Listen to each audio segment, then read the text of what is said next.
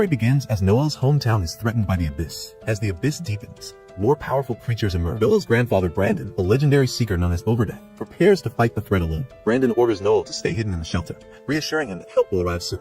He promises to protect Noel with his life. As Brandon prepares for battle, he contemplates teaching Noel an important lesson. Men must never let themselves be looked down upon, regardless of the challenge they faced. Moments stretch into what feels like eternity, and eventually, Noel, unable to bear the suspense, steps out to find Brandon gravely wounded. Brandon acknowledges that even a warrior like Overdeath has his limits. Despite his critical condition, Brandon looks Noel in the eye and asks if he still wishes to become a seeker. Holding back his tears, Noel responds with unwavering determination. He will follow the same path. Brandon, though proud, tells Noel that being a seeker isn't enough. He must strive to be the strongest. He makes Noel promise to surpass even him. With tears in his eyes, Noel swears to fulfill his grandfather's wishes. Brandon, with a smile of pride, tells Noel he loves him before passing away in his arms. Noel's cry of agony echoes through the darkness of that night. 2 years have passed since that tragic event. Noel is now a seeker, honoring his promise to his grandfather. His team is engaged in a fierce battle with monsters, and Noel skillfully directs his teammates, issuing precise orders that guide them to victory. Despite belonging to the support class of talkers, often considered the weakest, Noel takes pride in his role.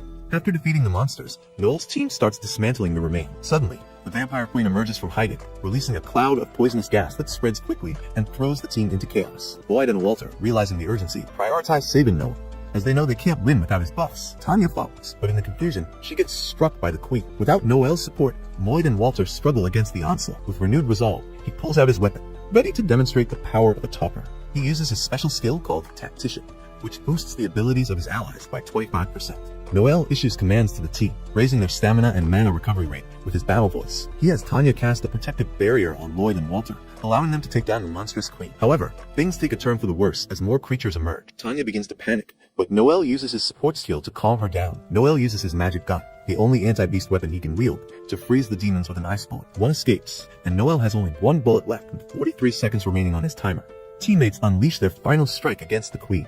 Tanya is amazed by their victory, but horrified to see Noel seemingly hit. However, Noel's timing was impeccable. He had evaded the attack by a hair and calculated correctly that the minions would lose their mobility once the queen was defeated. The battle concludes as Noel predicted, and the mission is completed in exactly 74 seconds. He had wished to be a warrior like his grandfather, but Brandon reassured him that his talent would shine one day and that he would help Noel become the strongest seeker. Back in the present, Noel reaffirms his vow to surpass his grandfather, even as a talker, the class most people deem weak. Noel explains that Bar, the capital of the Bant Empire, thrives on magic and technology that comes from research on beasts, and it relies heavily on seekers to protect it from the Abyss. Seekers are admired as heroes for their service. Later, while the team is enjoying a meal, Noel reflects on his journey. The conversation shifts when Walter, drunk, asks Noel if he's unhappy with the reward. He playfully teases Noel for caring too much about money, saying a seeker should be big-hearted. Walter's words remind Noel of something his grandfather once told him. Seekers must prioritize money, as it allows them to buy the best equipment and supplies for survival. Being called greedy or selfish isn't something to be ashamed of. It's a sign of success. Overdeath had taught Noel never to let others look down on him, regardless of their opinions. Returning to the present, Noel insists he isn't upset about the reward, but Walter continues to criticize him. Their argument escalates, with Noel mocking Walter's reliance on age as a measure of authority. Noel points out that a seeker's strength should be determined by ability, not age. Furious, Walter accuses Noel of staying safe during battles, while others put their lives on the line. However, Noel continues to taunt him, which only intensifies the conflict. Lloyd quickly steps in to break up the fight, reminding them that they are comrades. To calm the tension, Lloyd suggests they split the reward and call it a night. This diffuses the situation, and the team agrees, deciding to set their differences aside. After paying the clan fee, each member ends up with only $2,500 from the mission payout. Tanya expresses her disappointment, feeling the amount is too little given the effort they put in. Lloyd tries to reassure her, explaining that while the mission was tough, missions like this one are rare, and they will earn more money in future jobs. Lloyd updates the group on their total savings, just over $100,000. Without hesitation, Noel proposes using that money to start their own clan. Lloyd warns him that establishing a clan requires a registration fee of $200,000, which is far more than they currently have.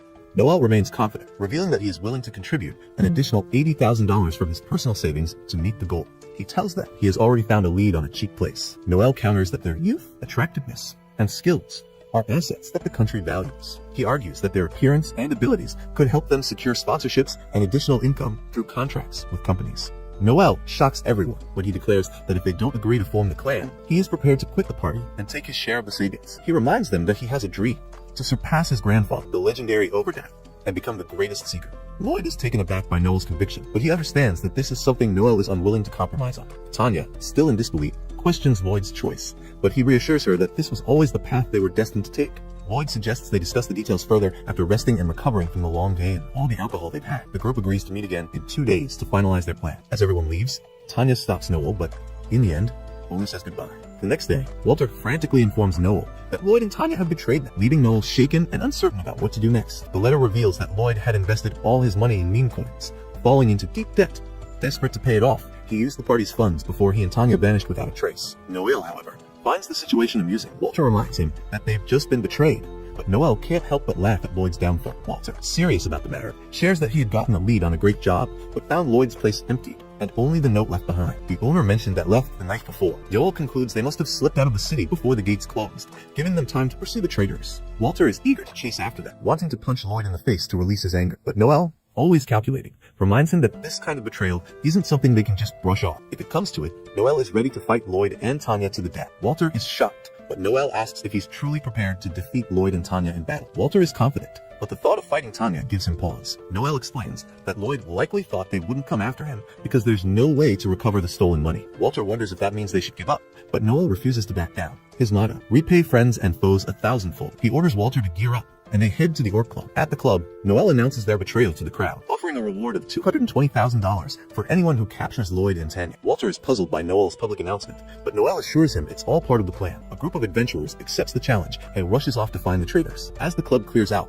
a man approaches Noel, revealing that he saw Lloyd and Tanya on the road. Walter demands information, but the man refuses to talk without compensation. Noel offers half the reward, recognizing the man's desperation. With no other option, the man reveals the traitor's location. Noel instructs Walter to wait at the gate while he handles other business. A while later, as Noel prepares to leave, Walter wonders if he's truly ready to kill Lloyd and Tanya. Noel doesn't hesitate. He reveals that he always has contingency plans, even for betrayal. Walter is stunned, realizing Noel never fully trusted them. Noel explains that trust isn't blind faith. Being cautious about who you trust is crucial for survival. Meanwhile, Lloyd reassures Tanya that Noel won't chase after them because the money can't be recovered. But they are caught off guard when Noel appears, using his abilities to immobilize them. Noel calls the move Stun Howl, scolding Lloyd for being careless. Walter demands answers, but Noel remains calm, piecing together the truth. Lloyd's story about meme coins was a lie. He had been gambling and lost everything. Lloyd tries to apologize, but Walter is enraged. Lloyd defends himself, claiming leadership was harder than they realized. Noel silences him, reminding Lloyd that he wanted to be the leader in the first place. Noel punishes Lloyd mercilessly, while Tanya pleads for him to stop. Noel's harshness extends to Tanya, and when she confesses to gambling party funds, Noel uses his skill, confess, to force the truth from her. Tanya admits her addiction and blames Lloyd for their failure. When she threatens Noel with legal repercussions for using mind control, he points out that embezzlement allows for such actions under imperial law. Noel is terrifyingly methodical. He warns them both that they face 10 years of hard labor for their crimes. The bum from earlier grows impatient for his reward, but Noel tosses him aside, refusing to let filth touch him. He silences the man with a punch, a technique his grandfather taught him, designed to paralyze foes. Just then, Noel's contact arrives.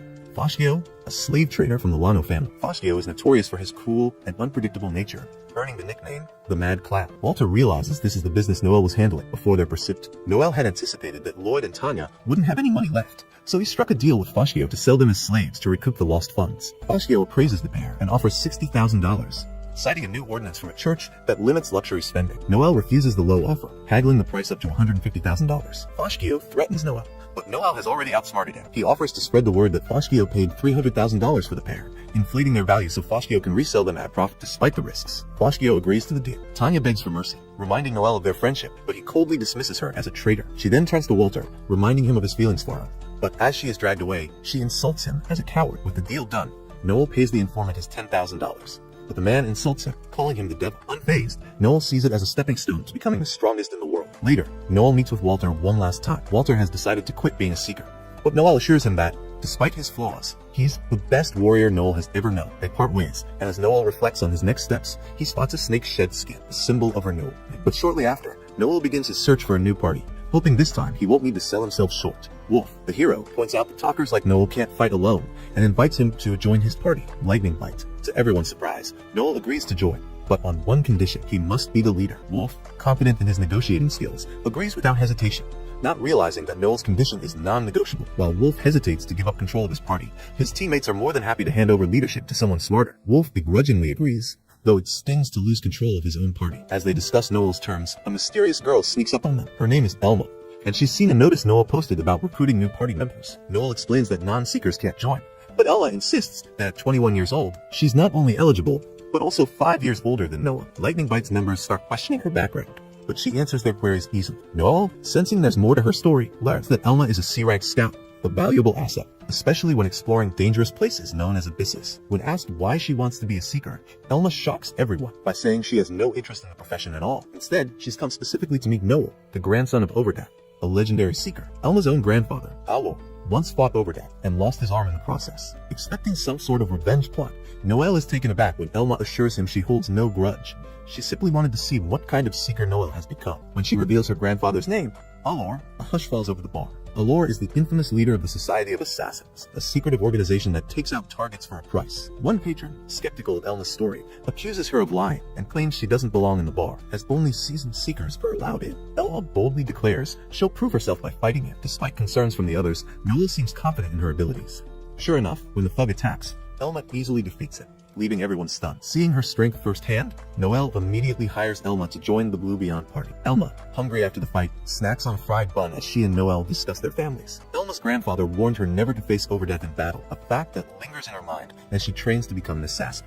Though she hasn't reached B rank yet, she's confident she's close. Elma recounts her failed attempt to join the Society of Assassins. During her entrance exam, she effortlessly defeated her opponent, but her ruthless approach got her disqualified. The Society's new leader, Sion, deemed her a poor fit, explaining that they were transitioning into a more legitimate organization, planning to affiliate with the Crown and focus on espionage rather than contract killings. Noel is shocked by the revelation, but wonders if the Society will now try to silence. Elma assures him she'll protect, but Noel quickly dismisses the idea of her playing the role of his big sister. As they journey together, Noel teaches Elma about the intricacies of being a seeker. He explains how a buffer's skills work, including his powerful assault command ability, which can end a battle in one shot. Be aware of the battlefield's flow to direct their party's success, though they can't use buffs on themselves. Noel sets up a test for Elma to capture a killer bunny with his buffs fading. While Elma boasts that she doesn't need his help, Noel insists the test is to see how well she can adapt to his skills. Surprisingly, Elma masters his buffs almost immediately, capturing not just one rabbit, but all of them in mere seconds. Noel is left in awe of her inborn talent,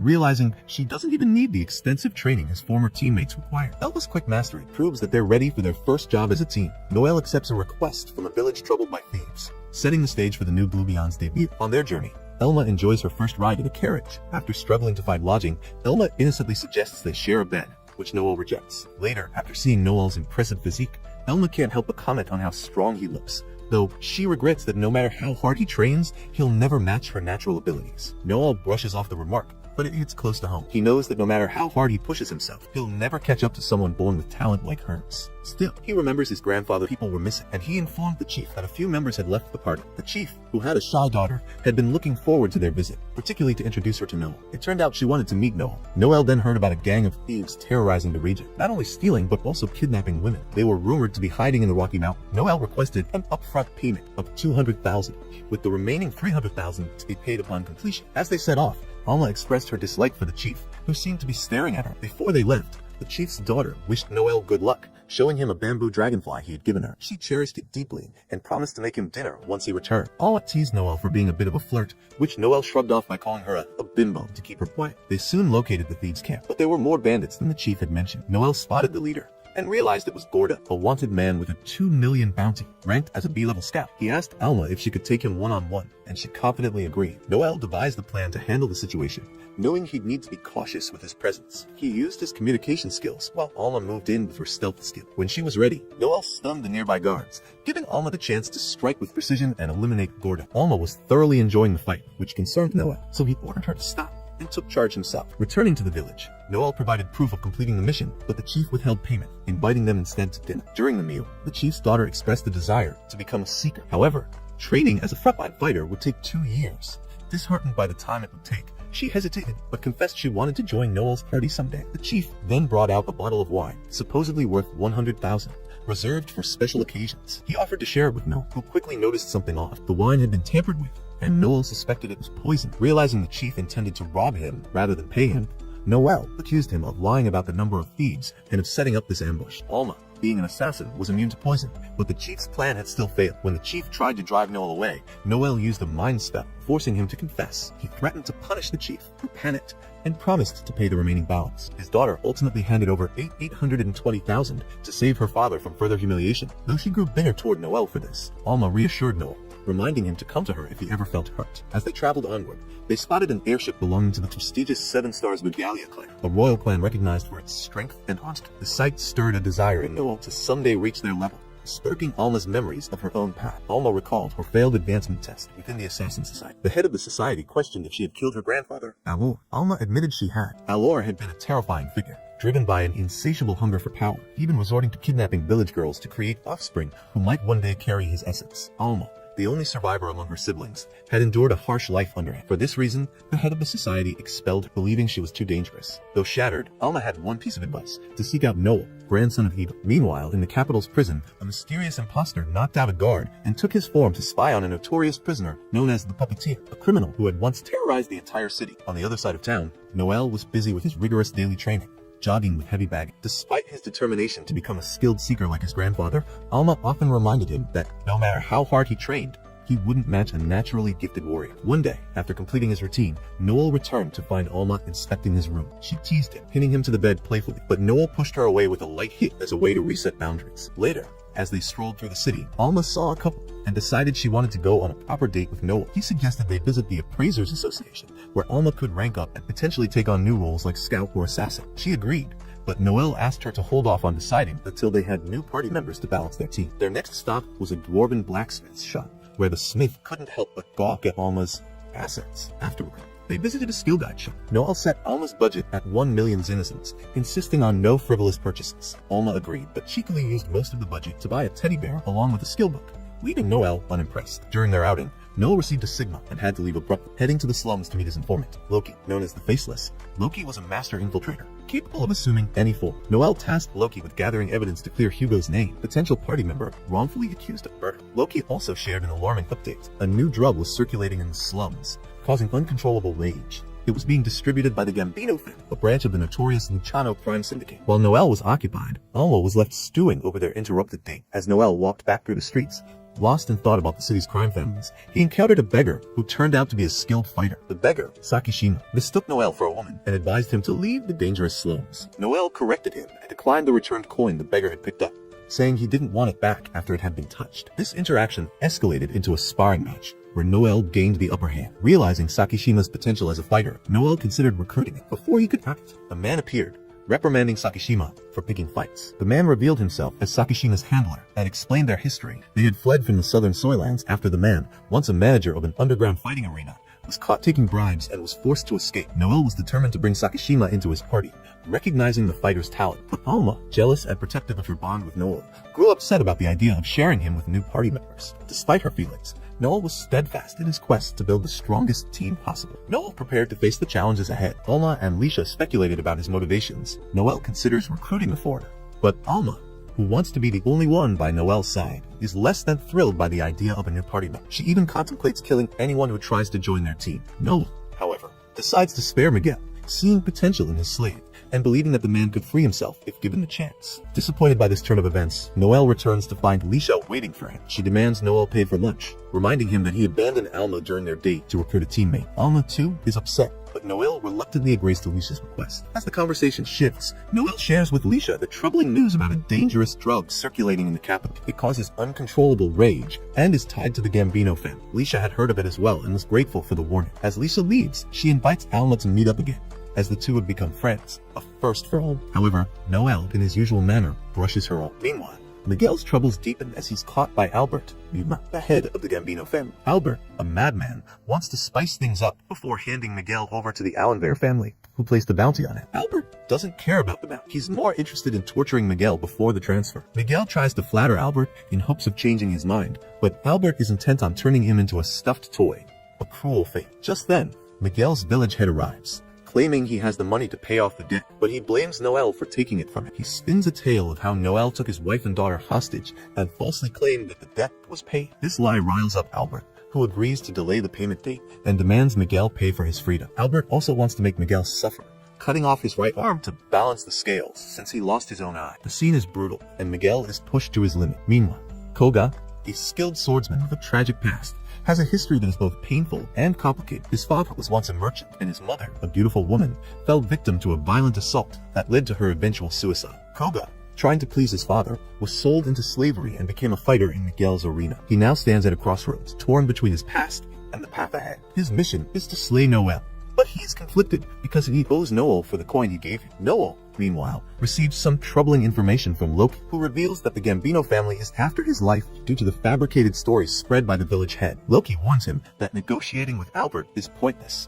He is a madman. Noel wonders why the previous head of the Gambino family would leave Albert as his successor. Loki explains that Albert is an illegitimate child and was chosen because he was the only one left. Noel senses danger and prepares to fight, knowing that Albert's men are closing in. Loki, realizing that his life is in danger, betrays Noel, accepting Albert's offer of escape to another country. However, Noel isn't fooled. He allows Loki to live, not because he's forgiven him, but because he plans to crush the Gambino family on his own terms. As Noel gets ready for the inevitable confrontation, he comes face to face with Koga again, who has now joined the Gambino family. Despite his inner conflict, Koga can't go against Albert's orders, and the two prepare to face off. The battle is fierce, with Koga using his speed and power to his advantage. As the fight rages on, Stalin cleverly pulls a rope tied to the ceiling, launching himself in the air and firing a flame bolt at his adversary. The flames engulf the long sword-wielding swords Kobat Tsukima. However, Kobat slices through the air with such precision that he creates a vacuum, snuffing out the flames before they can reach him. Kobat escapes just in time and angrily accuses Stalin of fighting dirty. Stalin retorts that in a fight to the death, anything goes.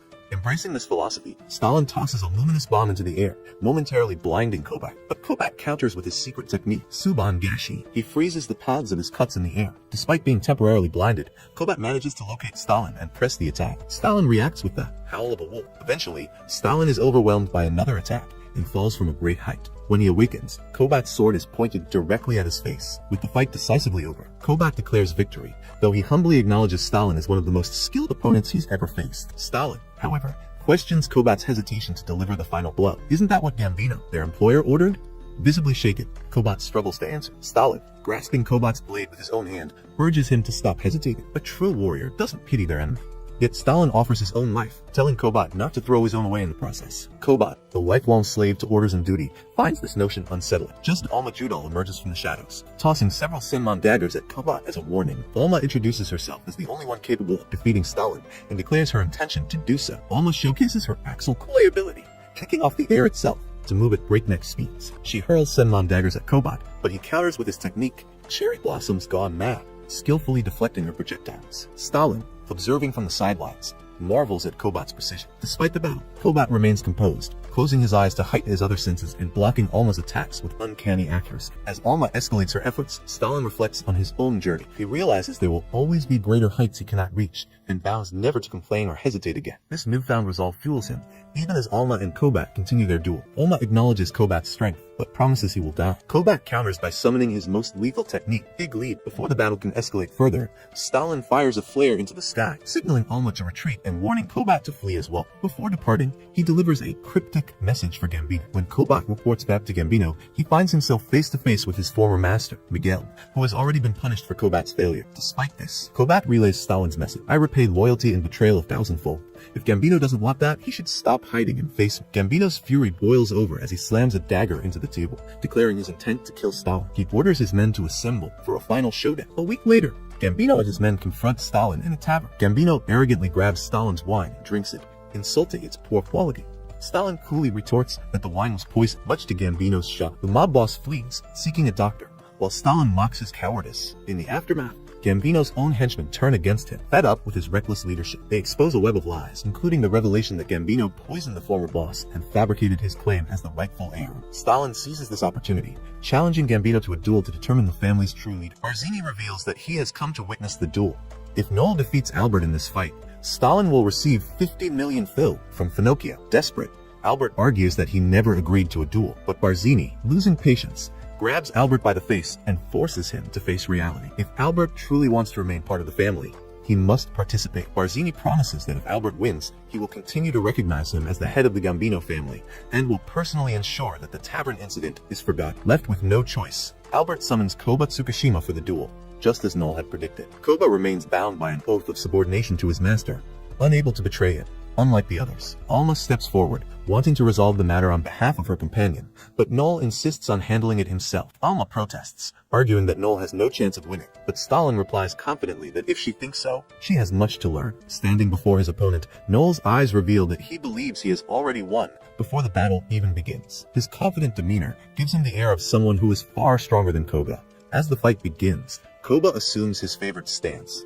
greatly enhancing his attack. Noel, recognizing that he is at a disadvantage in direct combat, decides to use his intelligence and strategy to his advantage. He throws away his empty pistol and draws a dagger, challenging Koga to settle the matter once and for all. Before charging, Noel mutters an unusual phrase about using orange peels to remove grease stains, leaving Koga confused. Seizing the opportunity, Noel leaps over his opponent and uses his thundering roar skill, landing a devastating kick to Koga's chest. Amidst the chaos of battle, Koga has flashbacks of his troubled childhood, where he was seen as weak and unwanted. Despite growing stronger as a gladiator, Koga never overcame his feelings of inadequacy. He realizes that Noel is doing this fight coming from the weakest and last. Noel possesses strength and confidence that Koga envies. For the first time, Koga wonders what Noel sacrificed to become the man he is. With Noel's victory, Barzini declares him the winner of the duel. Koga, thoroughly defeated and exhausted, reflects on Noel's strength. Afterward, Noel announces that he has completed his task and leaves the others behind, much to the admiration of Leos, who says he owes Noel a debt. Noel, however, insists he asks for nothing in return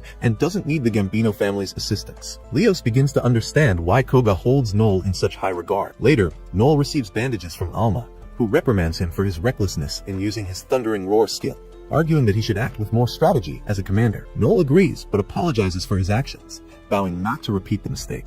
Alma then urges him to trust her more, as she acts as his older sister. Finocchio, Barzini's right-hand man, congratulates Noel on his victory and requests a private conversation. He proposes that Noel join the Luciano family and even offers him the chance to lead the Gambino family. Noel declines for the second time, asserting that he does not wish to serve anymore. In response to Noel's rejection, Barzini reveals a drastic measure. As a specialist in reconnaissance, he possesses an ability that allows him to control Noel's heart. This heart is connected to both Noel and Finocchio, meaning that if Barzini moves more than 5 meters away from it or crushes it, Noel will die instantly. This shocking revelation leaves Noel confused, but Barzini explains that he took this drastic step because he sees Noel as a potential threat to the Luciano family's future, and he wants to either turn him into an ally or dispose of it. Despite the threat, Noel remains unfazed, cracking a cynical smile and refusing to back down. He taunts Barzini, saying that even the Luciano family, Barzini, sensing Noel's unwavering confidence, contemplates whether he should proceed with his threat. Ultimately, Barzini pretends it was all a joke and returns Noel's heart, although he warns that Noel must truly reach the top if he claims that's his goal. Noel dismisses his words, telling Barzini to shut up and watch. Back at the Gambino headquarters, Albert, now broken, begs for mercy, an ironic turn after once being so proud. Barzini, however, promises to show no mercy and humiliates Albert, promising to make him live like a pig in a sty, dragging him across the floor to face his cruel fate. The next day, Noel makes Koba his servant, but stresses that he does not consider him a slave. Noel only wants someone fierce by his side, not a submissive pet. Koba, having been used by others his entire life, decides to stand by Noel and follow him to fulfill his own desire for freedom. Noel extends his hand, welcoming Koba into the Blue Beyond group. With their new formation, the group faces a battalion of armed goblins. Noel, with his strategic mind, directs Alma to take out the goblins at the rear, while Koba handles the front lines. After Alma weakens the enemy's armor, Koba advances, but by the time he engages the goblin chief, Alma has already defeated him. Koba, frustrated by his lack of action, is scolded by Noel for not working as a team. However, Noel still praises the team's debut and announces that he will request government recognition for Blue Beyond as a legitimate clan. With this, they will be able to accept state-sponsored jobs, which pay much more and free them from working under other clans. As Noel holds the symbol in his hand, indicating his potential to ascend to rank B, he feels closer to his goal of creating the strongest and most dangerous clan. With this achievement, he is one step closer to dominating the 7 Stars regalia. With that, episode 6 ends, leaving us on a cliffhanger. Stay tuned for more action and drama in the next episode. Don't forget to subscribe to the channel and hit the bell icon to stay updated. Until next time. Kafka recalls a haunting incident from his childhood when a terrifying 6.7 fortitude kaiju attacked their city, forcing a mass evacuation. He and Mina had to flee with the rest of the terrified locals, all exhausted from the relentless cycle of attacks. As buildings were struck and chunks of concrete rained down from above, panic ensued. Mina tried to run but tripped and fell. Without hesitating, Kafka rushed to her side, plastering on a big fake smile in a desperate attempt to comfort her, assuring her that everything would be all right, even if he wasn't sure himself. Suddenly, several Defense Force trucks roared into the city. Kafka, filled with hope, shouted for them to take down the kaiju. But before anything could be done, another violent hit rocked the nearby building, forcing him to duck for cover. When the dust settled and he opened his eyes, Mina had vanished. Panic overtook him, and he screamed her name with all his might, but she was nowhere to be found. The memory shifted as the scene changed. Armed soldiers were now shown preparing to fire on someone. At the same time, Mina appeared, standing tall atop a building, her special weapon aimed and locked onto a new target, Kafka.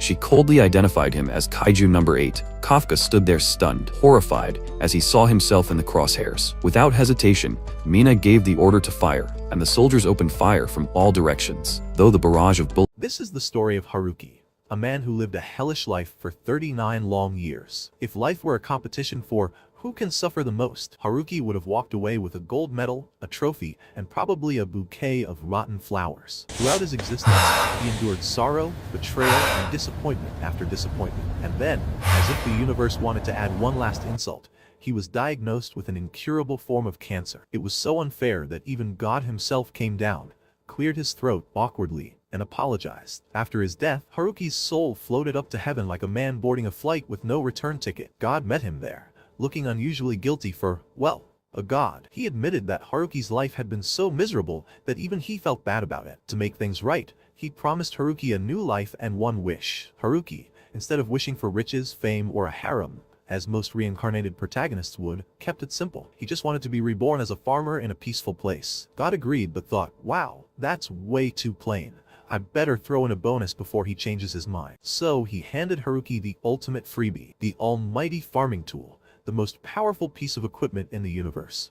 With a dramatic swing of his divine staff, God sent Haruki flying into a new world. Haruki opened his eyes and immediately noticed something shocking. His body was in perfect condition. For years in the